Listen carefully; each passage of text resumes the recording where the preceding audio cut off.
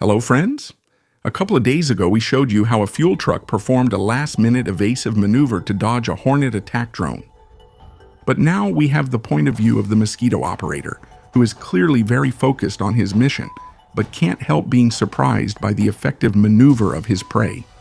The good news is the drone didn't crash and likely found another target ahead. I don't think it returned for the truck for two reasons. First, because it would have to try to catch up to it at high speed, draining its battery, and second, because the mosquitoes operate in swarms. So it's very likely that another colleague was flying further back along the same route. On the southern front, the Great Tanker Truck Hunt is still underway, and one of the participating units is 422 Unmanned Systems Regiment, which uses a wide range of systems, including long-range attack mosquitoes and loitering munitions. Bulava, which seem to be this unit's favorites, something that clearly doesn't make Ivan happy, since he can't find anywhere to keep his truck safe from the wave of killer mosquitoes that keep finding them. Where to keep his truck safe from the swarm of killer mosquitoes chasing them. And let it not be said that the mosquito operators from the main intelligence directorate aren't doing their part to meet the quota of the invaders' logistics trucks. On the southern front, those operating mainly on the R-280 highway between Melitopol and Sankoy, which connects Mordor with Crimea, and which is the main land corridor for the movement of troops, ammunition, fuel, and supplies. In the regiment's records, it can be seen that the invaders have built pontoon bridges next to the Chongar Bridge, over which logistics trucks are crossing. These trucks are hit right when they are on the road to leave it blocked, while Ivan fails to remove the damaged truck from the way.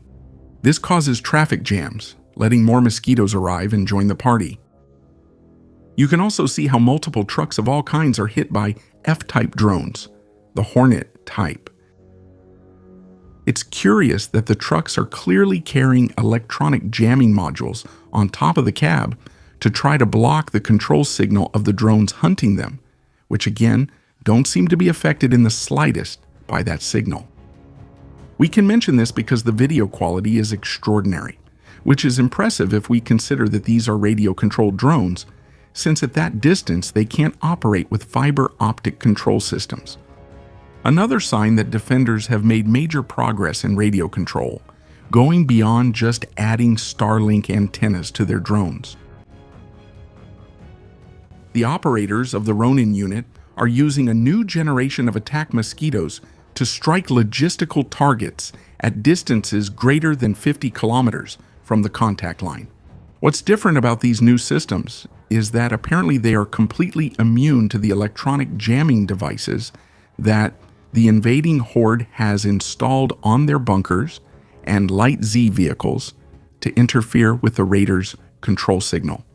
The mosquito attacks focus on disrupting traffic at road intersections and also at contact points of the horde, where the logistics vehicles have to slow down, which makes them easier to neutralize. This new generation of mosquitoes has been developed and manufactured thanks to the financial support of civilian volunteer networks like Serhiy Sternenko, who stated, "Currently the Russians have no means to counter our most advanced drones. Thanks to this, the Ronin are destroying Russian logistics at distances of more than 50 kilometers.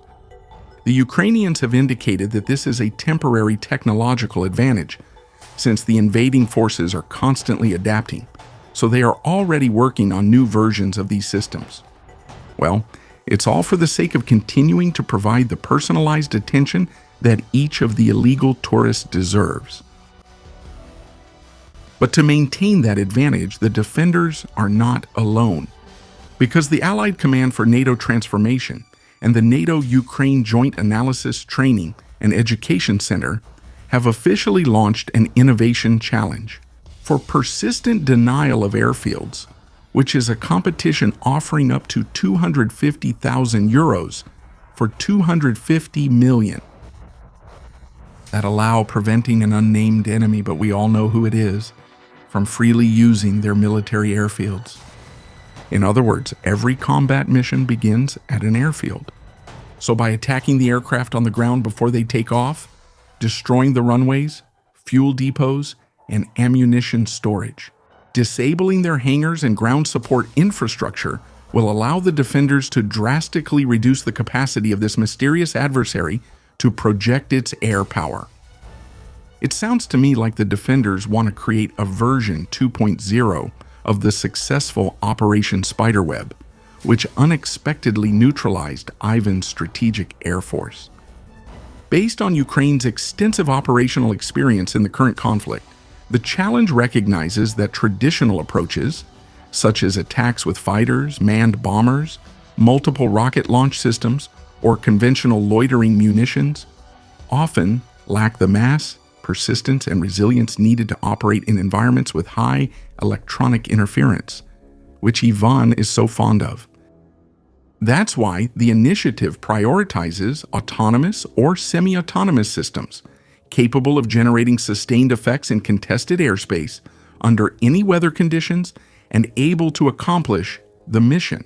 Even after control signals or navigation are disrupted by enemy interference, this challenge represents a new evolution in defense cooperation between NATO and Ukraine, which, instead of focusing on intercepting air threats or reactively protecting Ukrainian airspace, emphasizes neutralizing the air threat in its territory origin, calling on private innovators to leverage Ukrainian battlefield-proven experience to generate rapid and viable operational capabilities in weeks or at most months, instead of the years a formal military development and acquisition program would require.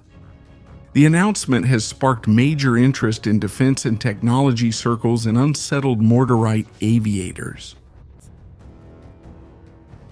On the autonomous combat front, the main intelligence directorate of the Ministry of Defense of Ukraine released an operational record demonstrating the growing capabilities of Ukrainian unmanned ground vehicles working at the front, where we see them armed with machine guns, systematically hunting and destroying Russian attack drones that are lying in wait to ambush the vehicles, or the defenders' infantry, and then moving on to carry out high-risk logistics missions, casualty evacuation, and personnel rescue. In the video, we see the perspective of the operators driving their vehicles through muddy roads, open fields, and terrain between the positions of both sides, using onboard cameras and digital targeting systems to identify threats, firing bursts from their heavy machine guns to neutralize the invaders' positions. In one sequence, the robotic platforms advance under the cover of darkness or low visibility, laying down suppressive fire that neutralizes multiple Russian drones that were lying in ambush. The tactical advantage these systems provide in environments dominated by aerial threats is that they can keep Ukrainian troops out of the kill zones. As one commander said, Ukrainian robots don't bleed. That's why the Ministry of Defense is working together with allied countries to rapidly expand the number of ground robotic systems available to frontline forces. So it has contracted the production of 25,000 robotic systems just for the first half of 2026, more than double the total acquired during all of 2025-25.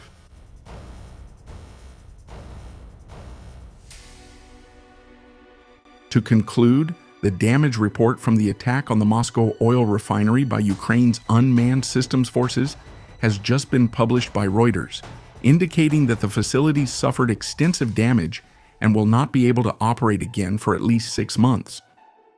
Good news for the defenders' strategic sanctions campaign against the Mortarite oil industry. I wonder where the swarm of Ukrainian mosquitoes will visit next. If you want to see additional content about the war in Ukraine, I invite you to visit our 2 new channels where we present information about the war in a different format. Don't forget to check them out. Remember to visit our Patreon, where for just $1, you'll have access to a large number of uncensored videos and documentaries. Don't forget to leave your like and subscribe to the channel. Amen.